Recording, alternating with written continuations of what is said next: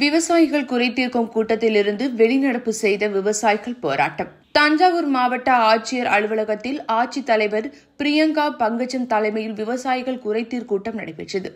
இக்கூட்டத்தில் வேளாண்மைத்துறை, பொதுப்பணித்துறை உள்ளிட்ட அதிகாரிகளும் விவசாயிகளும் பங்கேற்றனர்.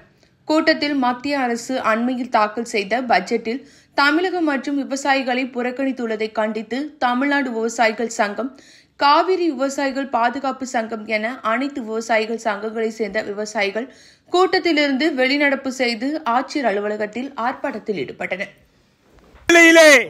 பாரபட்சம் இருப்பதை கண்டித்து தஞ்சை மாவட்ட ஆட்சியர் நடத்திய விவசாயிகள் குறைதீர் கூட்டத்திலிருந்து இந்திய ஒன்றிய அரசினுடைய பாரபட்சமான போக்கை கண்டித்து வெளிநடப்பு செய்திருக்கின்றோம்.